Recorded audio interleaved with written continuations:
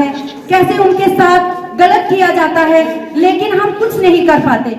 आजाद साहब ने 27 मंथ में जितनी डेवलपमेंट की है वो 70 साल में मौजूदा सरकार रहेगी लेकिन नहीं कर पाई। खुदी को कीमती बनाने के लिए अंगारों पे चलना पड़ता है, खुदी को कीमती बनाने के लिए अंगारों पे चलना पड़ता है। ऐसे नहीं बनता म्यार जिंदगी में, हालात से लड़ना पड़ता है। या अल्लाह मेरे मुल्क को ऐसा निजाम दे, या अल्लाह मेरे मुल्क को ऐसा निजाम दे कि मुल्ला बजाए घंटी तो पंडित अजान दे। या अल्लाह मेरे मुल्क को ऐसा निजाम दे कि मुल्ला बजाए घंटी तो पंडित अजान दे। कुछ तू बन इंसान, कुछ मैं बनूं इंसान, कुछ तुम बनो इंसान, कुछ मैं बनूं इंसान। मैं पढ़ लूं तेरी गीता, तू पढ़ ले मेरा कुरान। अरे भाइयों बहनों, समझ जाओ इस नफरत का ये बयान, बचा लो इस गंदी सरकार से ये प्यारा हिंदुस्तान। मैं आप सब लोगों का शुक्रिया अदा करती हूँ कि आप सब लोग, जहाँ मैं जाती हूँ बहुत इज्जत बहुत प्यार मिलता है मुझे।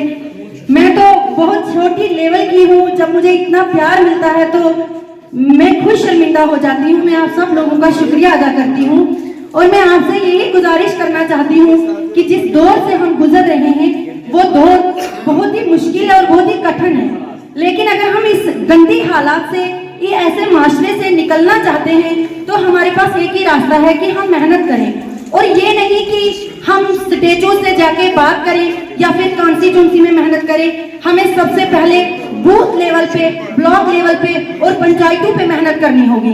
जब हमारे पंच बनेंगे, सरपंच बनेंगे और तभी जाके हम एमएलए की सीट भी जीत सकते हैं। क्योंकि अगर हमारी बूथ लेवल ही कमजोर होगी, पंचायतों में हमारे पीआरआईज नहीं चुने जाएंगे हमारी पार्टी के, तो मुझे नहीं लगता है कि हमारे जो एमएलए होंगे कैंडिडेट वो जीत सकते हैं। खास करके मैं अपनी जितनी भी मेरी बहनें हैं यहाँ पे बैठी हुई, मैं आपसे गुजारिश करना चाहती हूँ कि हमने वो दौर भी देखा है जब हमारे सामने, हमारी आंखों के सामने हमारी लेडीज बहनों को कैसे घसीटा जाता है, कैसे उनके साथ गलत किया जाता है, लेकिन हम कुछ नहीं कर पाते। अगर हम प्रोटेस्ट करते हैं हमें अरेस्ट कर लिया जाता है।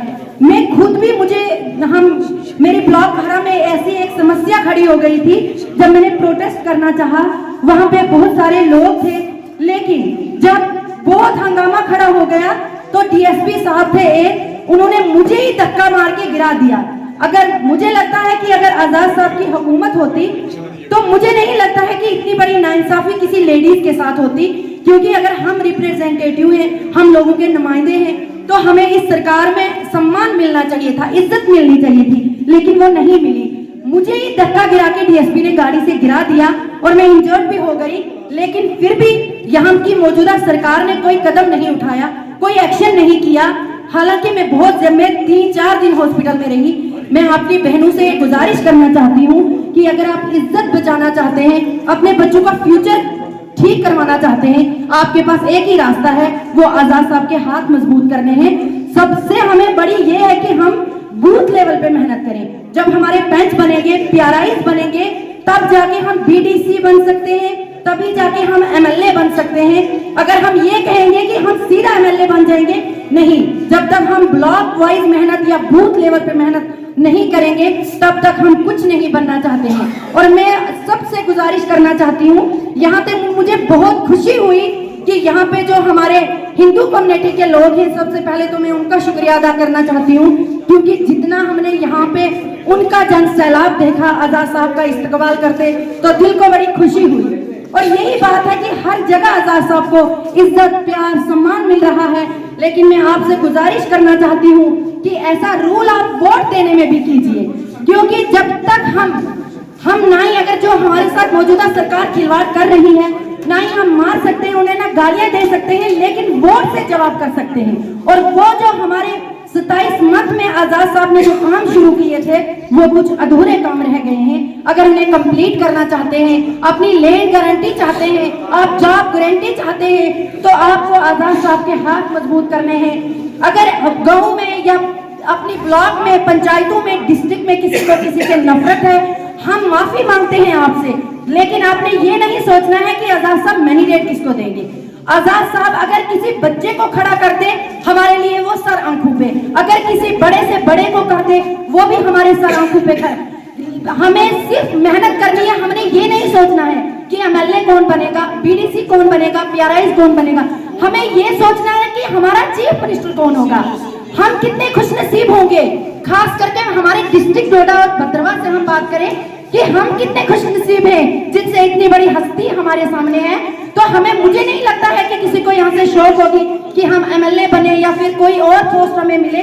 तो मैं बहुत सारी बातें अबे बड़े बड़े सीनियर हजरात बैठे हैं इनको करनी है, तो मैं अपने भाइयों से लास्ट में रुखसत होते यही कहूंगी कि खुद ही को कीमती बनाने के लिए अंगारों पे चलना पड़ता है।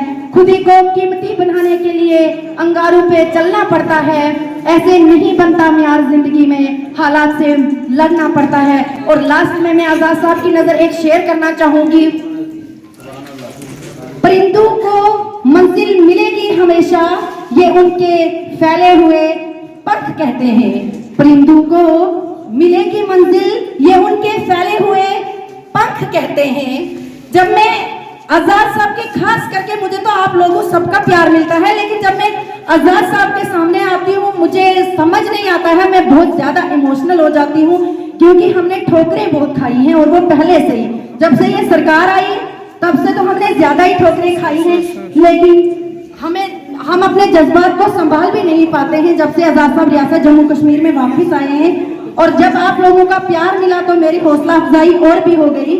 तो मैं ये कह रही थी कि परिंदों को मंजिल मिलेगी, परिंदों को मंजिल मिलेगी हमेशा, ये उनके फैले हुए पंख कहते हैं। परिंदों को मंजिल मिलेगी हमेशा, ये उनके पंख कहते हैं।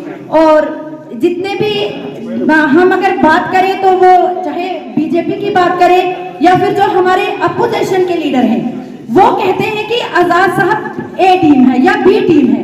तो मैं उन्हें यहाँ से कहना चाहती हूँ कि हमें समझ नहीं आता है कि आप इतनी बड़ी चेयर पे बैठ के, इतने बड़े बड़े मजमू में बैठ के, तो आपको डेवलपमेंट की बात करनी चाहिए थी, आपको अपनी बात करनी चाहिए थी कि आप पावर में हैं। लेकिन फिर भी आजाद साहब के चर्चे करते हैं वो, फिर भी वो कहते हैं कि आजाद साहब ए टीम है, आजाद साहब बी टीम है। तो मैं उन्हें कहना चाहती हूँ कि वो वक्त दूर नहीं है जब आपके मुंह पे खरा तमाचा लगेगा, और इंशाल्लाह वो दिन दूर नहीं है। खास करके मैं अपनी महिलाओं बहनों से और अपनी यूथ से कहना चाहती हूँ कि खुदारा जिस तरह हर जगह से हमारी यूथ सामने आ रही है, आजाद साहब की सपोर्ट कर रही है, तो आप भी कीजिए, क्योंकि वो वक्त दूर नहीं है। हमारे जितने भी हमारे बुजुर्ग हैं वो हमें कहते हैं कि आजाद साहब ने 27 मंथ में जितनी डेवलपमेंट की है वो 70 साल भी मौजूदा सरकार रहेगी लेकिन नहीं कर पाएगी। वो तो आज हमने भी देख लिया कि इधर से रोड का क्या हाल है। वहां पे एक बुजुर्ग मिले थे, वो कहते हैं हमें 3 दिन से हमने पानी नहीं देखा। तो बड़ी शर्मनाक बात है। हालांकि यहाँ से जो बीडीसी मुनेश जी हैं, मैं उन्हें भी यहाँ से ये बोलना चाहती हूँ कि खुदारा इतने झूठे वादे मत कीजिए। हालांकि वो मेरे साथी हैं, हमारे कौंसल में बोर्ड मीटिंग हमारी इकट्ठी होती है, लेकिन जब वहां पे एक बूढ़ा बुजुर्ग रो रहा था पानी के लिए तो मुझे बड़ा फील हुआ था कि ऐसा नहीं होना चाहिए। जब आजाद साहब चीफ मिनिस्टर बने तो इन्होंने नहीं देखा कि हिंदू कौन है, मुसलमान कौन है, गुज्जर कौन है, कश्मीरी कौन है। इन्होंने हमें 8 डिस्ट्रिक्ट दिए, 4 कश्मीर में, 4 जम्मू में, और इन्होंने ये नहीं देखा।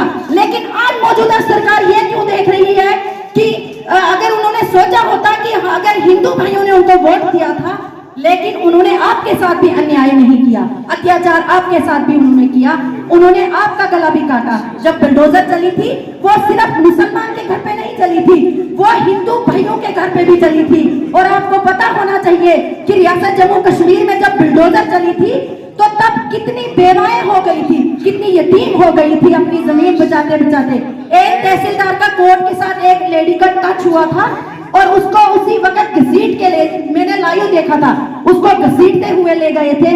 मुझे तब बहुत ज्यादा फील हुआ था। मैंने कहा अगर आज आजाद साहब की हुकूमत होती तो वो उसी वक्त सस्पेंड हो सकता था कि एक लेडीज को टच किया था, लेकिन आज ऐसा नहीं होता है।